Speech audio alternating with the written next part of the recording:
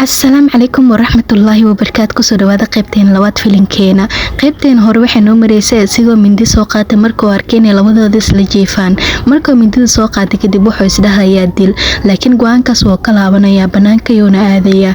banaanka markuu aaday kadibna darbiga iyo mindida ku sursuraya asigoo ciilahay oo iska dhigay inuu asiga dilay oo kale. ugu dambeyn xanaaqa markuu ka baa meesha oo dhan ayuu ka tagayaa. kadib waxaan aragnaa subaxii ayada inay hurdada ka soo kacday. kadib markii qashinka banaanka soo tan waxay arkaysaa mukulaashaasna aad iyo aad u qurux badneed. kadibna waxay isdhahaysaa waaso maadaama ay taqaana luuqadaha mukulaasha way ka cararaysaa mana la hadlayso. kadib meeshay ku dhuumataa ay arkaysaa. markay meesha maadan waxay arkaysaa ninka iyada badbaadiyay. waa la sheekaysanaysaa waxaan ku dhahaysaa waan ku faraxsanahay inaad i badbaadisid. asigan midaas aad iyo aad ugu farxaya laakiin mar walba uu xanaaqsanaanayaa. maalin maalmaha kamid ah waxaan aragnaa wiilka iyada badbaadiyay oo musqul isku xiray.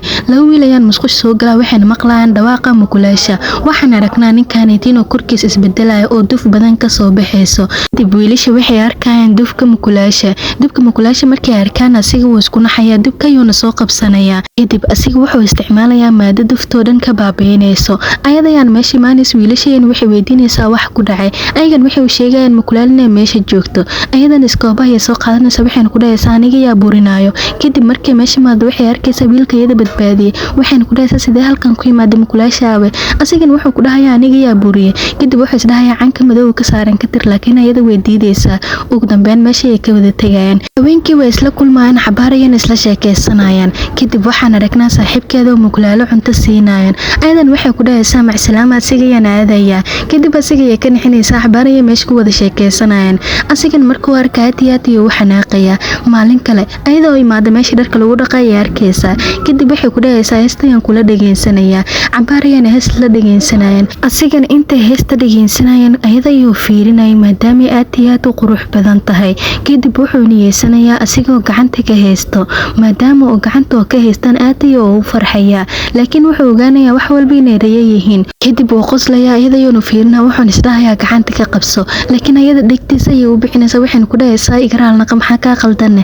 asigana wuxuu ku dhahayaa igaraal naqo. haweenkiina wuu soo dhaweynayaa. ugu dambeyn ayada saaxiibkeeda markay aragta waxay ku dhahaysaa waan kooxiisa dharka dhanna waan soo dhaqay. asigana wuu ku farxayaa waxayna ku dhahayaa soo bax. ugu dambeyn labadood way soo raacaan laakiin asiga aad iyo aad ayuu u xanaaqayaa.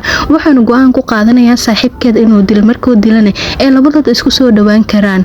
kadib uu usoo dhawaanaya haweenkii markii la gaaro asigoo dil maagayana wuxuu arkayaa awood ka tanweyn inay ninkan ku dhex jirto.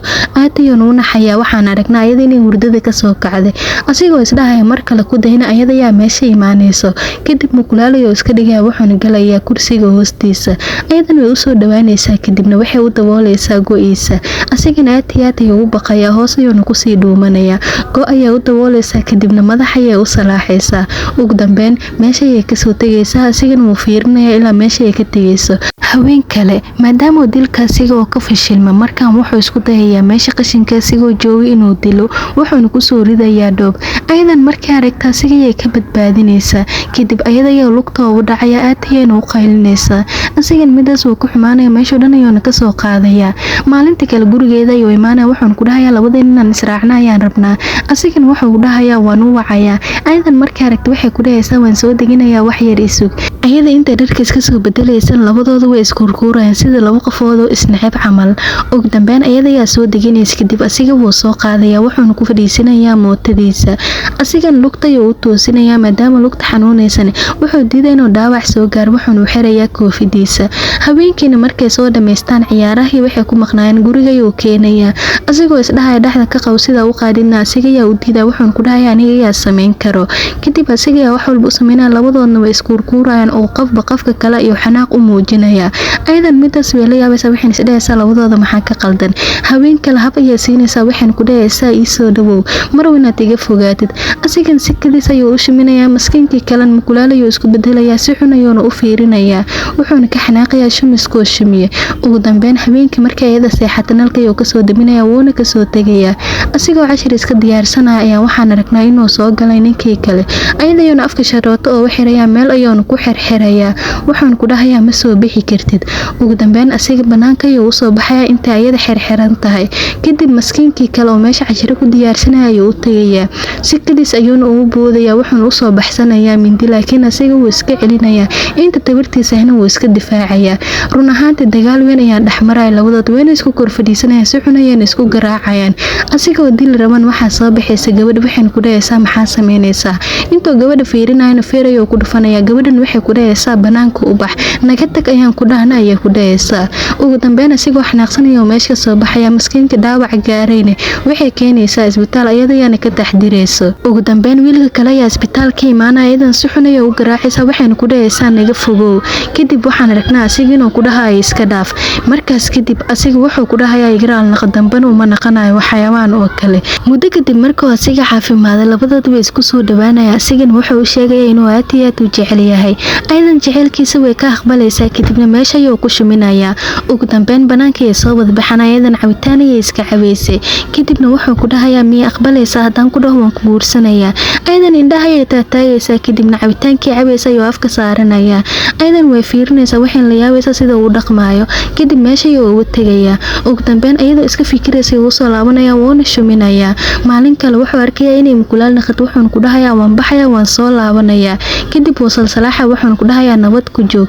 ugu dambeyn markuu baxo waxaan aragnaa inuu meesha imaaday nin kale sidoo iyada u wato. kadib wuxuu san ka saarayaa tiish sun leh, suntaas ayana iyada ku suuxaysaa. markuu arkay inuu suuxan meesha ayuu ka kaxaysanayaa.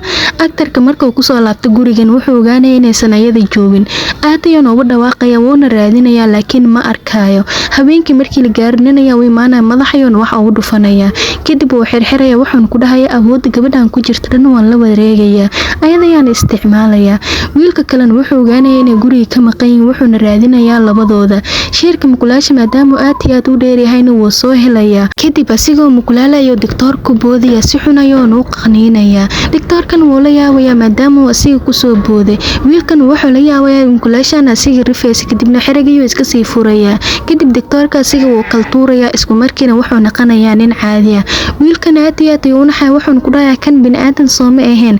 asigoo yaaban indhaha taataagayoon haddana digtoorku imaanayaa, wuxuuna ka qabanayaa dhuunta, wuxuuna ku dhahayaa waan ku dilayaa. digtoorka markuu dhiman gaarayna wuxuu soo qabsanayaa geed meesha yaal, asigayuuna madaxa ugu dhufanayaa. asigan dhulkayuu ku dhacayaa, wuuna soo nuuxsan weynayaa maskiinka. kadib ayada ayaa meesha kasoo baxaysa, waxayna arkaysaa asigoo tacbaan ah. waxayna ku dhahaysaa ma fiican tahayne. cabaar ayaa kicinaysaa laakiin ma kacay. ugu dambeyn digtoorka ayaa meesha ka baxsanayo. muddo kadib markuu asiga caafimaad yeeshto, digtoorkiina la xiro, waxaan aragnaa asiga inuu guriga kasoo baxay asigoo boorsadiisa soo diyaarsaday. wuxuuna arkayaa labadooda isku soo dhawaanayaan, aad iyo aadna isku sii jeclaaday. kadib aad iyo aad ayuu midaas ugu farxaya, ayagan markay arkaan way isku naxayaan. asigan wuxuu ku dhahayaa nolol fiican ayaa idiin rajeynaya, anigan waan iska sii baxayaa. ayadan way naxaysaa, waxayna ku dhahaysaa istaag. kadib way soo daba cariraysaa, waxayna ku dhahaysaa ha bixin, iska joog, hadeertaan walaalkeena oo kale ayaa tahay. asigan wuxuu ku dhahayaa midaas looma baahno. wiilka kale ayaa wacay, wuxuuna ku dhahayaa nolol farxad leh ayaan kuu rajeynayaa. asigan mahadsanid ayuu ku dhahayaa, meeshan wuu ka tagayaa. iyadan way celinaysaa, waxayna ku dhahaysaa walaal ha iga tegin.